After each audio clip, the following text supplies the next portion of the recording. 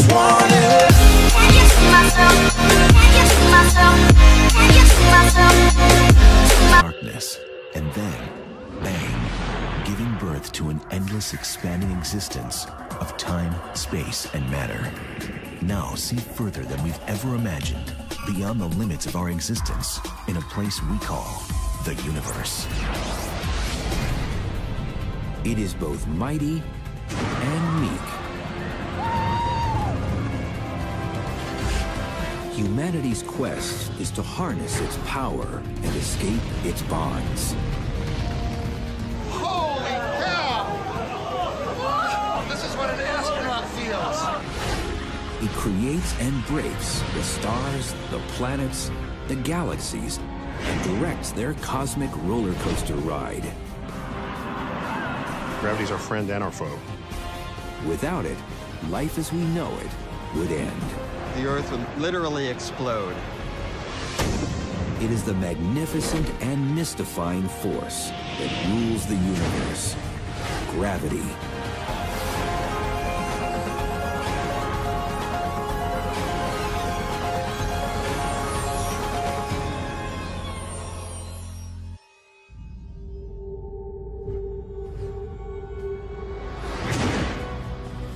Gravity is the most pervasive force in the universe.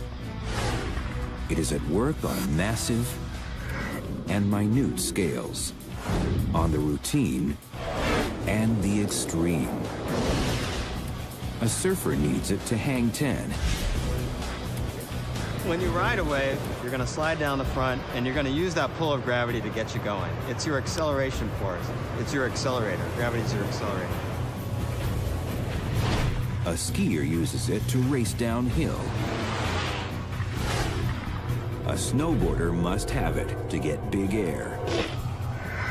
It acts on everything with mass, including us, 24/7, even when sleeping or standing. Gravity here on Earth, of course, is always accelerating us down toward the center of the Earth at 32 feet per second squared.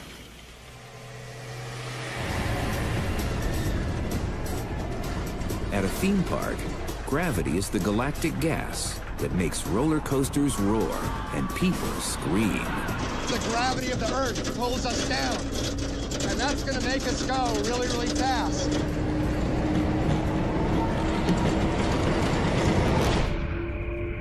All objects with mass or energy, particles, people, planets, stars, and galaxies produce gravity.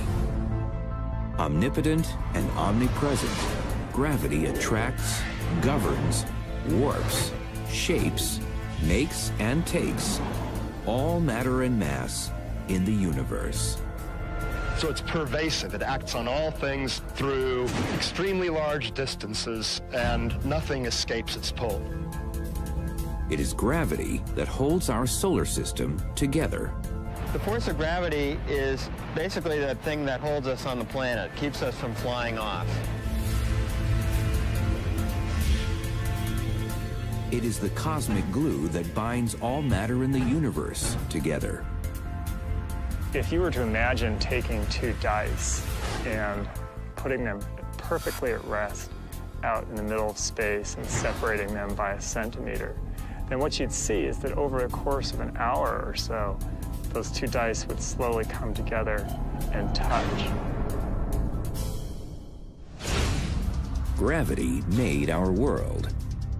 Our sun formed from a vast cloud of gas that gravitationally contracted. Similarly, our Earth formed through the gravitational attraction of little particles, little bitty things, gradually growing into a bigger and bigger object. When it comes to gravity's pulling power, mass and distance matter. It depends on the masses of each object, the amount of matter within each object. So it's proportional to the product of the two masses. In other words, the bigger it is, the harder it pulls on other objects. But that's not all. And it's inversely proportional to the square of the distance between them. This means if you double the distance between two objects, the attraction or pull is only a quarter of its original strength. The pulling power of gravity lets it direct the motion and movement of all matter, however massive, in the universe. So you have whole galaxies, for example, in orbit around each other. Clusters of galaxies all orbit around their common center of mass.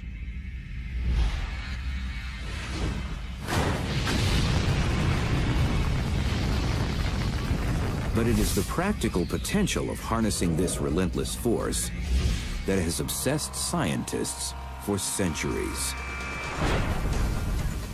It would literally fall to Galileo Galilei, the 17th century truth seeker, to first recognize that gravity even existed. Galileo found that objects having a different weight fall at the same rate.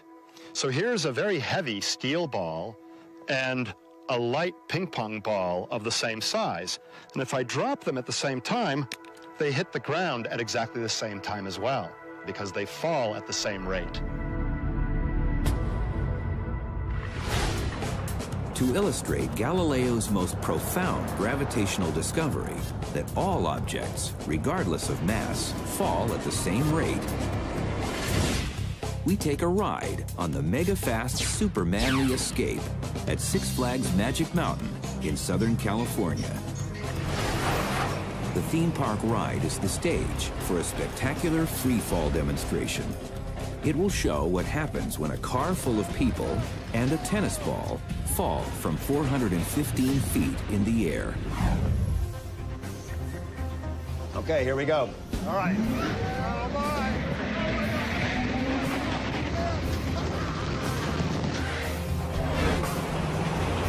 The riders are shot up the 41-story tall tower at 100 miles an hour.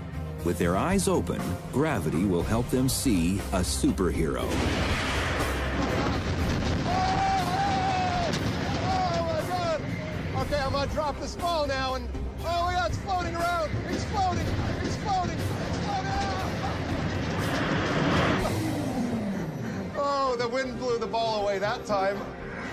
While we expect all objects to fall freely together, regardless of mass, on a windy day, results aren't always perfect.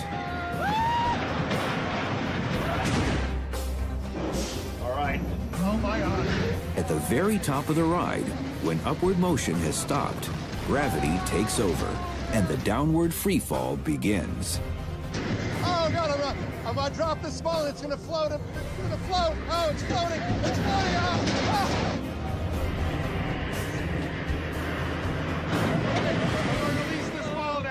And then, for a few blissful seconds, theme park thrill seekers feel weightless, as if they are free of gravity, or in what scientists call zero-G. Oh, that one floated well. That one floated well. Oh, man.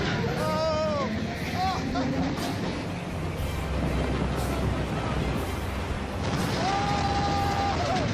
Oh. I'm going to try dropping the ball. Oh. But zero-G is just an illusion. In reality, gravity is running this ride. It's the force that yanks the car, the people, and the tennis ball, indifferent to their mass, back down to Earth at the same rate. Oh, that's a fantastic ride. I mean, feeling oneself drop is amazing. But what's really great is dropping the ball and seeing it floating above my face. Now, I mean, it's falling. I know it's falling, but I'm falling at exactly the same rate. It doesn't matter how massive something is. It falls under the force of gravity at exactly the same rate. Thanks to experiments like this, we now know that objects all fall at the same rate. But what would it take to launch a cannonball into orbit?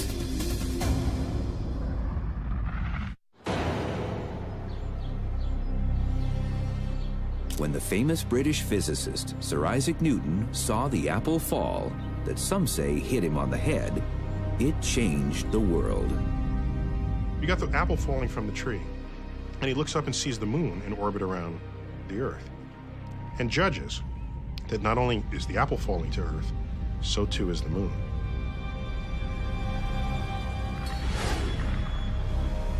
But could the moon really be falling? by thinking of a cannon and the trajectory of the ball it shoots. Newton used math to unlock a cosmic mystery.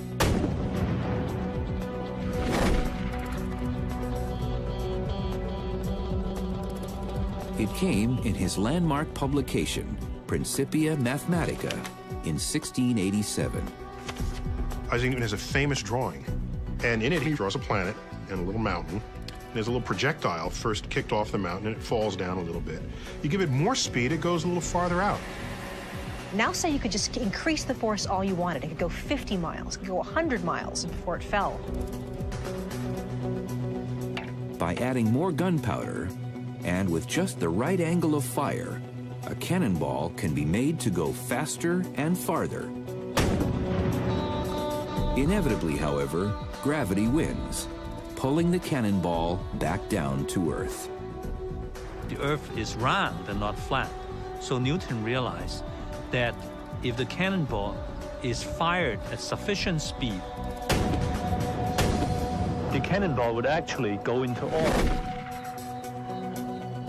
For that to happen, Newton determined, the ball would need to be shot out of the cannon at 17,500 miles an hour. It starts curving around the Earth, and he realized that there must be a speed where it goes completely around the Earth and hits you in the back of the head, never actually hitting Earth's surface. And if you duck, it'll just keep going, and lo and behold, you have an orbit. But why doesn't the moon fall to Earth? The moon also has some sideways motion. So for every little bit that it falls down, it also moves off in this direction, and the sum of all those motions is an orbit around the Earth. Newton also realized that the Earth is in a giant free fall around the sun. With gravity forging the path, our planet rounds the sun like an endless cosmic roller coaster ride. Newton cracked the gravity code, and physicists are still using his ideas to solve all sorts of problems. Some of them stranger than others, like what would happen if a person tried to travel through a tunnel from one side of the planet to the other? In this wild scheme, you'd have to drive a straight-line tunnel right through the Earth and use gravity alone to propel a traveler down this so-called gravity express. So suppose you've got one of these tunnels, and you jump in. Initially, the Earth is pulling down. You're going toward the center of the Earth, and so you're accelerating toward it. But as you pass through the center of the Earth and start going out toward the opposite side, the gravity of the Earth is trying to pull you back, so it's decelerating you. So gravities actually have a braking effect. There's no fear of shooting out the hole on the other side of the Earth at some tremendous velocity and shooting yourself back into space. But in fact, you reach the surface of the Earth exactly. You will coast to a perfect rest. In 42 minutes, you'll be there. Whichever two cities you connect with a straight-line tunnel, it takes gravity exactly 42 minutes to get you there. The journey from Los Angeles to Paris, 42 minutes. Suppose you wanted to go from Los Angeles to Tokyo, 42 minutes. It doesn't matter which path you take through the Earth, the journey is always 42 minutes long. It takes Newton's math to figure out why this works.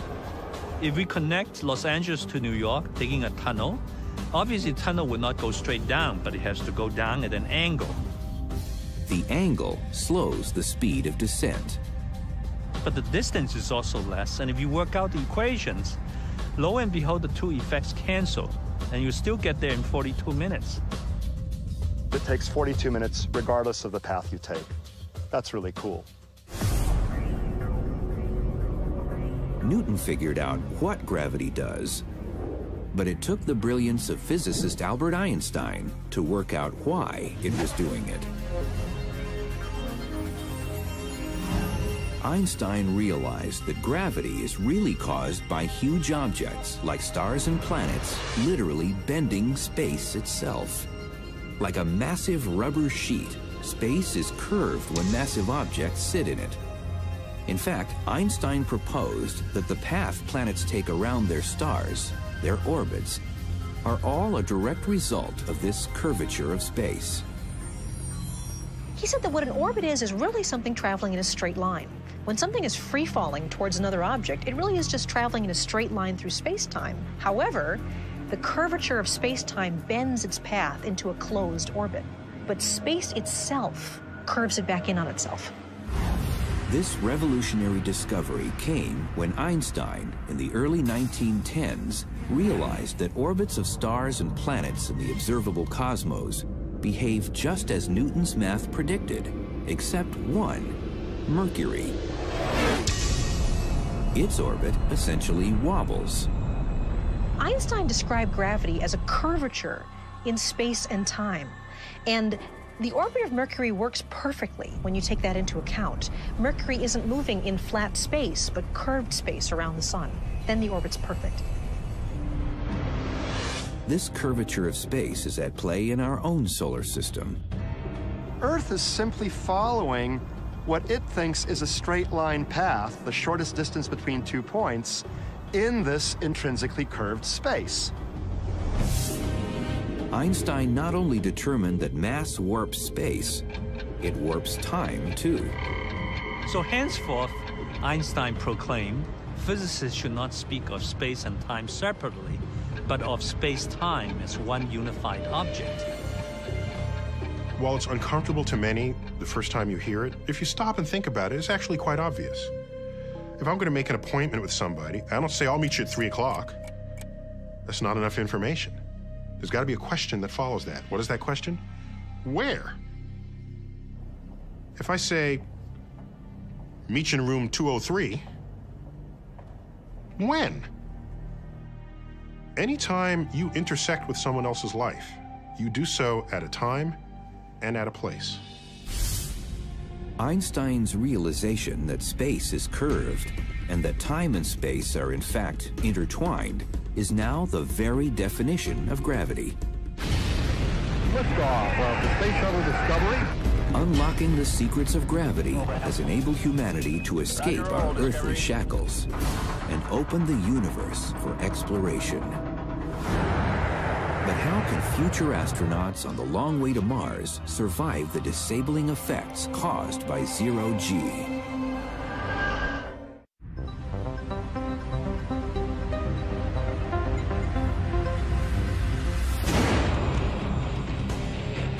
Gravity is our friend and our foe. It is the fearsome force that propels a skier and the snowboarder down the mountain and shoots them into the air. With enough momentum, an airborne snowboarder can feel, for fleeting moments, as if they are free of Earth's gravitational pull. You're actually weightless when you go off the jump. The period of weightlessness is determined by the duration of your trajectory is a function of your velocity.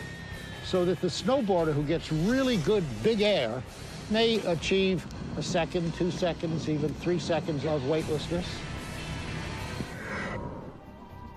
But in the end, gravity wins.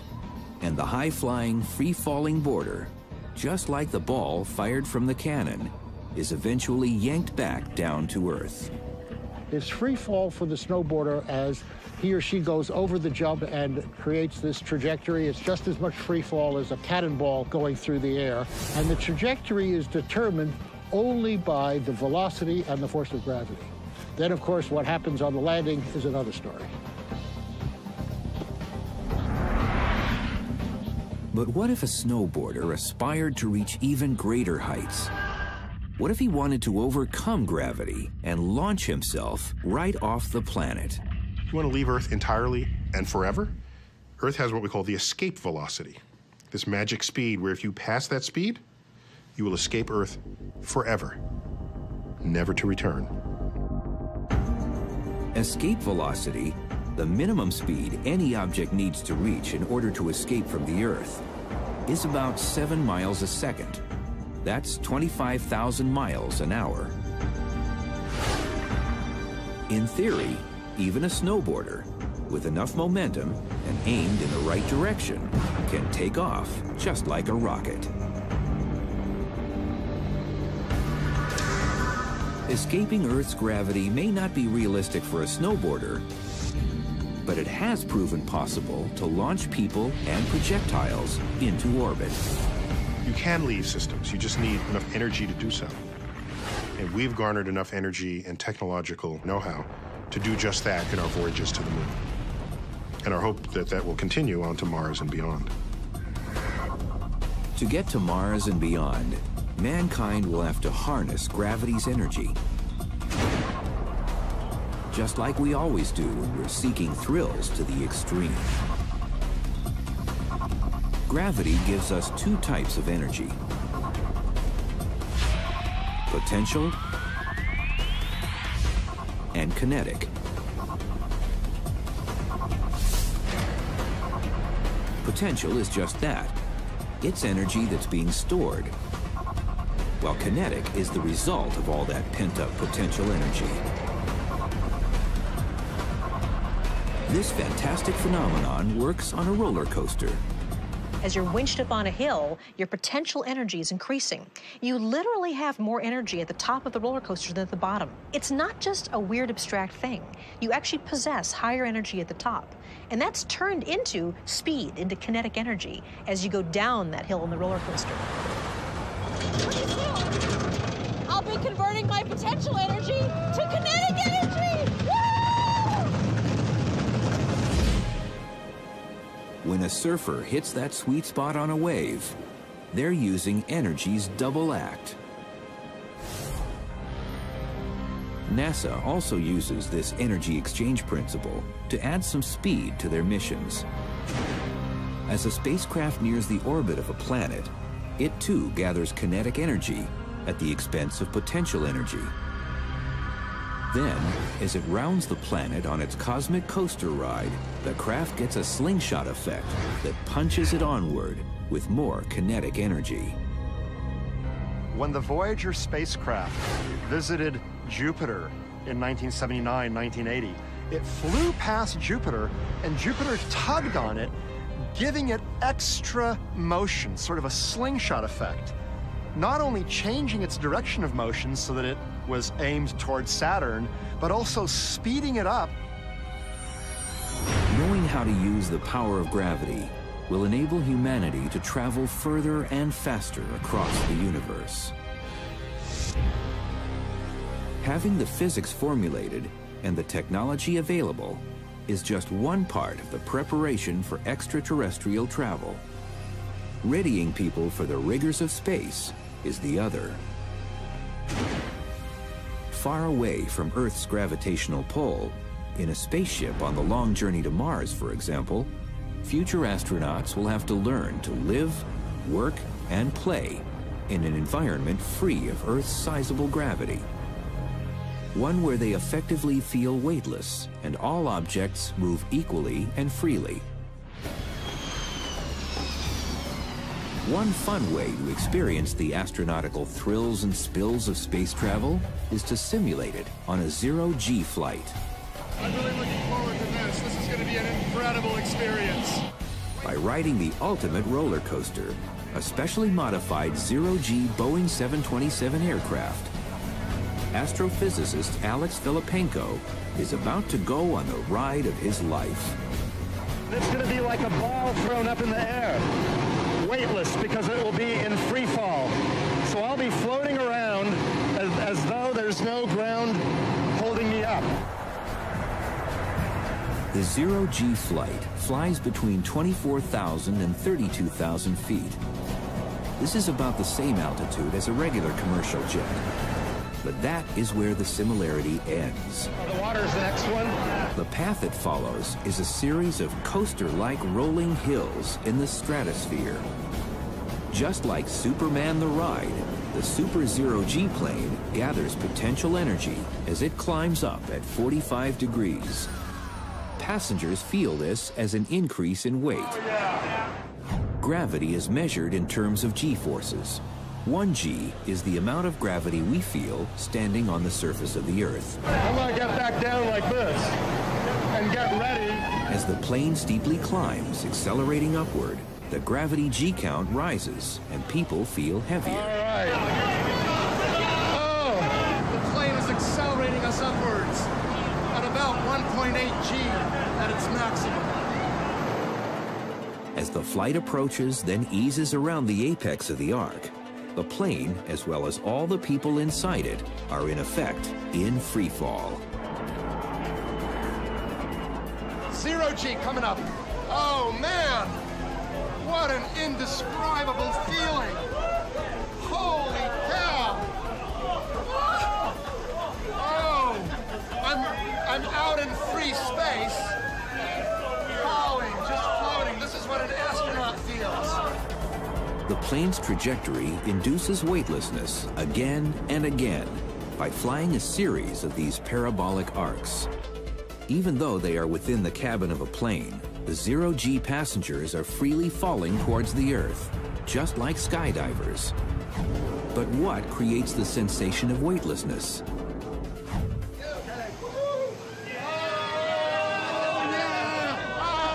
It goes back to Galileo, who showed that all objects fall at the same rate. So as the plane and the people inside fall freely toward Earth, they maintain the same position relative to each other. And that is why they feel weightless.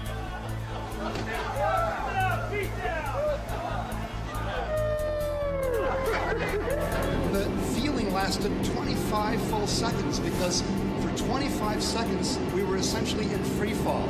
It was like Superman just flying through the air. Oh, I cannot believe how it feels. When the jet's engines re-engage and end the free fall, the passengers feel their weight return. As Einstein would say, weightlessness is but an illusion. Oh, this is so awesome! So awesome! The 0G plane takes advantage of something Einstein worked out back in 1916 in his general theory of relativity, that acceleration is essentially the same as gravity.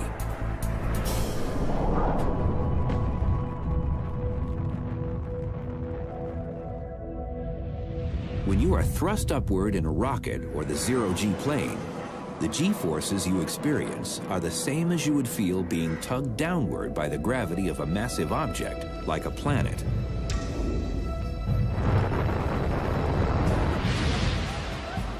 So gravity and acceleration create the same sensation.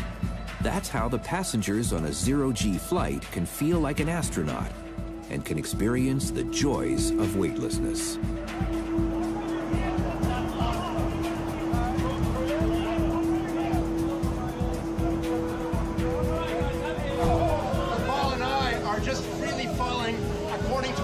Path through curved space-time. This is what Einstein's theory says, independent of the mass. We all follow the same path. Oh yeah, this is unbelievable. On the 20-minute, 15 parabola flight, there's time in between the frights and delights to further taunt the laws of gravity.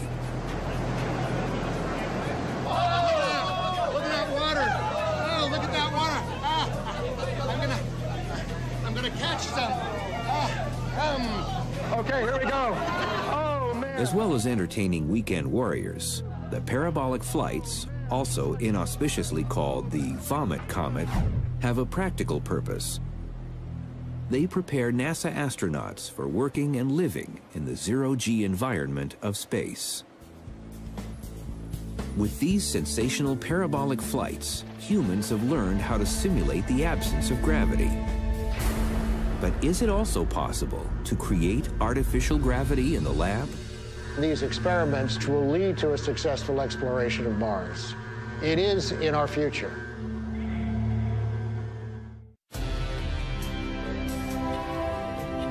At the dawn of the 21st century, overcoming the bonds of gravity and escaping Earth's sizable tug have been realized. The next step is to design and build the technology that will allow humans to travel, work, and live on exotic alien planets. And we've garnered enough engineering know-how to do just that in our voyages to the moon. Thanks to state-of-the-art technology, humanity is on the brink of a new era in space exploration. The trip to Mars is beginning here at our laboratory at MIT. Artificial gravity may be one of the ways that we overcome the debilitating effects of weightlessness. Since the advent of the space age, scientists have been concerned with minimizing the life-threatening risks and damaging effects of being weightless at 0 G. The issues originally had to do with human survivability. We didn't even know, back in the Apollo period, how people would react to stays in space of more than a few hours. There was all kinds of concern about humans' ability to control a vehicle after being exposed to weightlessness for a long period of time. A mission to Mars would require astronauts to be away from Earth's gravity for at least 2, maybe 3 years. The human frame is simply not designed for the absence of terrestrial 1G gravity. The architecture of our bodies is designed to withstand our weight under the forces of gravity. Gravity determines how our cardiovascular system reacts. So when you get out of bed and you go from being supine to upright, there's a regulatory system that keeps the blood pressure reacting against the forces of gravity. Experience has shown that being weightless for long periods leads to bone loss, muscle deterioration, and life-threatening blood clots. Aeronautical engineers at NASA and MIT are testing a personal centrifuge system that may mitigate the very real dangers. They protect their heart, their bones, their muscles, and even in these early experiments, we have every reason to believe that artificial gravity with short radius centrifuges may be the universal antidote that we're looking for to protect people on the long trip to Mars. Just like a theme park ride, spinning a subject artificially creates G-forces. To prevent motion sickness in the MIT ride, astronauts are conditioned to keep their heads still. By spinning a person at 30 revolutions a minute, the centrifuge imparts 1G, the same force felt pulling down a person standing on Earth. Scientists hope that one day a trip to Mars will be a reality. On board, they believe there should be a personal centrifuge. To get their earthly gravity fill-up, 21st century astronauts could then just spend 1 hour a day on the machine. We get onto it for a brief period every day and get spun up quite fast. Spun up in what I'll call a spin in the gym. You go for your exercise, you go for your workout, you get your G tonic, your gravity tonic. While a trip to Mars may still be decades away, astrophysicist and seasoned skier Larry Young can dream of big air and the liberating gravity of Mars. On the surface, there is 3/8 the tug of Earth's gravity. Everybody likes to get some air. Everybody likes a little, but just think if we were on Mars. A person who weighs 100 pounds on Earth would feel as if they weigh 38 pounds on Mars. Although a Martian skier would fly down Olympus Mons at 1/3 of the speed they would on Earth, the lower gravity also means they could get at least 3 times the big air. In the case of gravity, it's mass that matters. The more mass you have, the stronger the pull of gravity. So when you think about what your weight would be on the Earth versus something more massive than the Earth, it's pretty direct. If something were twice as massive as the Earth, you'd weigh about twice as much. The big kahuna in our solar system is Jupiter. On that planet, a 100-pound person would weigh a whopping 254 pounds. Even if Jupiter had a solid surface, a skier there would have to fight for big air. What we already know about gravity, how it works and how it can be used for practical purposes, could, in theory, even save the planet from its ultimate cataclysmic fate. Here's how gravity can come to our rescue. Gradually, in about 5 billion years, our sun will brilliantly flare, turn into a red giant, gloriously burn up, and die. As this comes to pass, our inner solar system is engulfed, and Earth's gravity and atmosphere will be radically altered. At that point, life on the blue planet will end. But astrophysicist Greg Laughlin has a plan to use gravity to save Earth. This environment that we have here now would look very similar to the environment that is holding sway on Venus right now. A crushing carbon dioxide atmosphere, temperatures hot enough to melt lead. But rest assured, if the worst hypothetical happens, gravitational science could save Mother Earth. The one thing that we could do over the very long term is to somehow move the Earth's orbit out to a larger distance from the sun where the temperature isn't so high. And a way that you can do that, if you have enough time, if you have billions of years available to you, is to use a comet or an asteroid. This mega move would require astronauts and engineers aboard a spacecraft to maneuver the comet or asteroid just in front of the Earth. In order to be most effective, the comet has to fly very close to the Earth, within orbital radius or so of the Earth.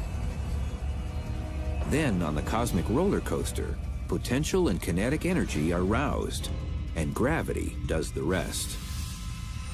If that happens, then the comet pulls the Earth forward, the Earth pulls the comet backward, and the net result is that the Earth is given a boost. It's given a boost to a slightly higher orbital radius, slightly larger distance from the sun. And if you make one of these adjustments, one of these passages every 10,000 years or so, then the Earth over a period of 1 billion years can move at a fast enough pace outward to keep track with the steadily brightening sun. If, however, the experts get the math wrong and the big gamble doesn't work, all bets are off. And if you screw that up, then you can have a collision between the comet and the Earth. So a 100-kilometer object crashing into the Earth is absolutely an extraordinary disaster. It's the kind of thing that causes huge extinctions of gigantic numbers of species. Of course, this is only an extreme hypothetical scenario. But what is known for sure is that our continued existence today here on Earth is contingent on the presence of gravity. It allows for the perfect conditions for life and the pursuit of happiness. 1G produces the surfer's dream, a perfect wave. But the wild waters enjoyed on Earth are not the only kind of gravity-generated waves. There are cosmic waves so large, they roll across the entire universe. Tidal torrents of gravity-boosted particles roll across the cosmos. According to Einstein, these gravitational waves wash through the universe. But what are they? Any change in the gravity sends a ripple through that fabric of space that moves at the speed of light. That would be a gravity wave. And why do they happen? If you have two objects, two compact stars, each of which curves space around them, and they're orbiting one another, then the result is that these two curved regions create a wave, a ripple in the structure, in the shape of space that moves outwards, carrying energy with it. That's called a gravitational wave. I mean, literally, you can think about space and time having a wave, just like an ocean wave in it, that travels through the universe. Gravity waves are just the same. Any type of mass in motion, big or small, generates a gravitational wave. And like the Earth's ocean tides, gravitational waves roll ceaselessly across the cosmos. In theory, A surfer launched into space could experience an out-of-this-world wipeout and warp.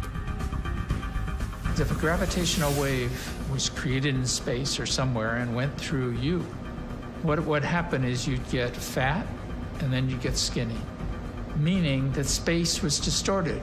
Space in one direction made you fatter, in the other direction it squashed you, and it goes back and forth. But for Earthbound scientists to detect any faint G-wave signals, the disturbance needs to be propagated by a massive cosmic object. Black holes and spinning neutron stars can do it. Another thing that can make a gravity wave is an explosion. Say a supernova, a star explodes and it goes whack, and that actually pushes a gravity wave forward. The tool to catch the light-like signal from a wave is the LIGO, the Laser Interferometer Gravitational Wave Observatory. There are two identical ground-based LIGO labs. One is in Hanford, Washington, and the other is more than 2,000 miles away near Baton Rouge, Louisiana. If a wave comes by, each lab's results will be vital to confirm the event. Here's how it works. Super polished glass mirrors are at the fulcrum of the interferometer, which is a tool that basically compares two light wave measurements and identifies the differences between them. Precision laser light is fired back and forth and split between two calibrated mirrors. In normal circumstances, as the light bounces up and down the 2.5-mile-long L-shaped vacuum tubes, the two laser beams are basically in sync. This means the beams effectively cancel each other out, and no light escapes the tunnel. But when a gravity wave rolls through, space is ever so slightly stretched or squashed. As a result, the laser beams are thrown out of phase, and only then a small amount of light is emitted. A tiny signal, less than the diameter of a human hair, 1/1000th the size of a proton, will register. Converted into a sound and a light signal, it will be seen and heard. The scientists' greatest hope is to catch the most massive event that ever occurred in the universe, the Big Bang. Gravity waves may be our best chance to look very, very close to the beginning of the universe. About 300,000 years after the Big Bang, the universe was so dense, it was actually opaque to light. Light could not travel through it. So if light can't travel through the universe, what can? A gravity wave. The problem is, a minuscule signal from a gravity wave has yet to be caught. It's clearly hard. In fact, when Einstein predicted them, he thought it was a nice idea, but no one would ever be able to detect them. It's only the advances of technology that give us a chance. LIGO scientists, like astrosurfers, live for the day when they can hang 10 and ride their very own perfect wave of gravity. We've seen what we think are the effects of gravity waves, the loss of energy from a system by way of gravity waves, but we never directly detected one. That's one of the last frontiers. If the LIGO scientists' quest is successful and they catch a wave, it could change science. So I think the long term is first to understand gravity, and then even more interestingly, to understand the universe. The force of gravity has domain over our universe. It created and can destroy the cosmos, the stars, the planets, and the people. It controls our lives, our play, and our endeavors. And therein is this cosmic ballet. Our collective future depends on the grace and greatness of the mighty ruler of the cosmos, massive and minute scales, on the routine and the extreme. A surfer needs it to hang 10. When you ride a wave, you're going to slide down the front, and you're going to use that pull of gravity to get you going. It's your acceleration force. It's your accelerator. Gravity's your accelerator. A skier uses it to race downhill. A snowboarder must have it to get big air. It acts on everything with mass, including us, 24/7, even when sleeping or standing. Gravity here on Earth, of course, is always accelerating us down toward the center of the Earth, at 32 feet per second squared.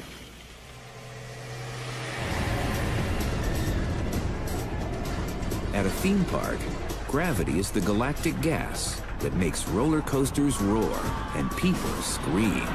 The gravity of the Earth pulls us down, and that's going to make us go really, really fast.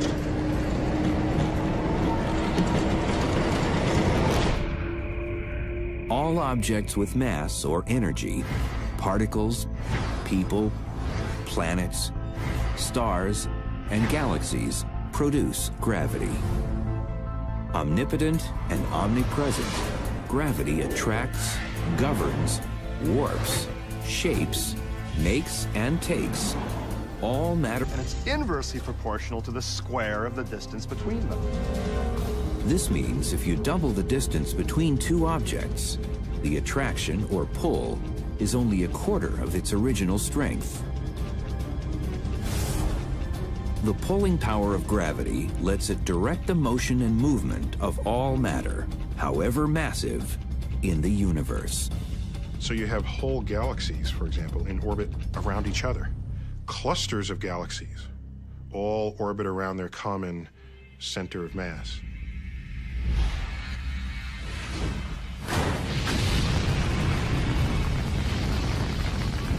But it is the practical potential of harnessing this relentless force that has obsessed scientists for centuries. It would literally fall to Galileo Galilei, the 17th century truth seeker, to first recognize that gravity even existed. Galileo found that objects having a different weight fall at the same rate.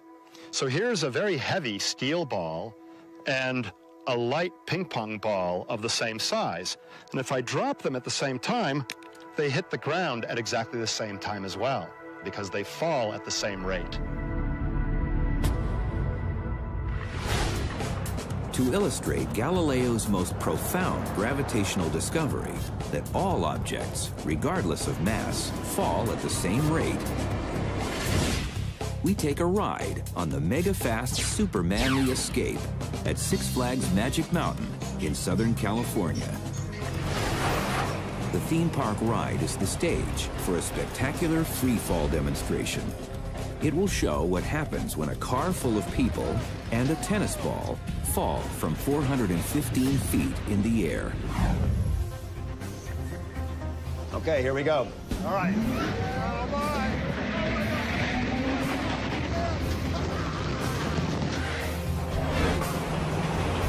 The riders are shot up the 41-story tall tower at 100 miles an hour. With their eyes open, gravity will help them see a superhero. Oh my God! Okay, I'm gonna drop this ball now, and oh yeah, it's floating around. It's floating. It's floating. It's floating. Oh, the wind blew the ball away that time.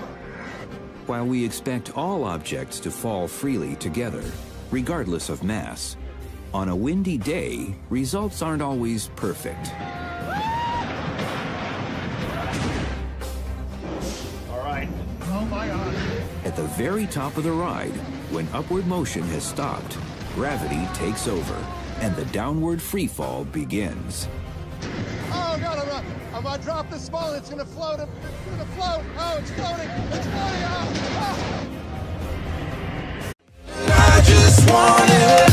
Can you see myself? Can you see myself? Can you see myself? Darkness, and then, bang, giving birth to an endless expanding existence of time, space, and matter. Now see further than we've ever imagined, beyond the limits of our existence, in a place we call the universe. It is both mighty and meek. Humanity's quest is to harness its power and escape its bonds. Holy cow! This is what an astronaut feels. It creates and breaks the stars, the planets, the galaxies, and directs their cosmic roller coaster ride. Gravity's our friend and our foe. Without it, life as we know it would end. The Earth would literally explode. It is the magnificent and mystifying force that rules the universe. Gravity.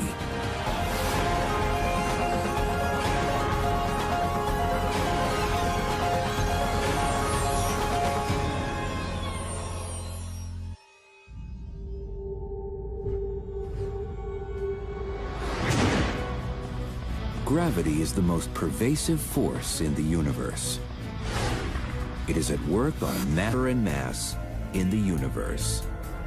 So it's pervasive. It acts on all things through extremely large distances, and nothing escapes its pull.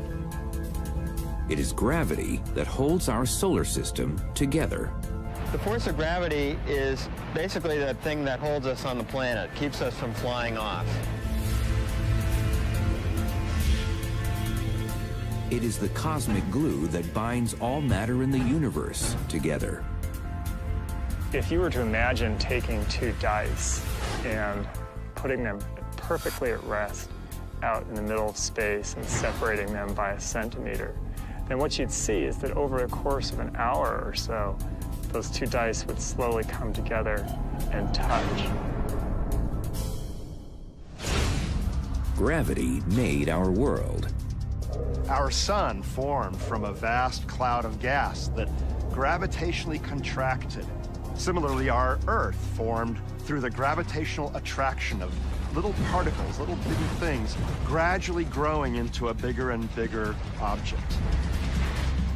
When it comes to gravity's pulling power, mass and distance matter. It depends on the masses of each object, the amount of matter within each object.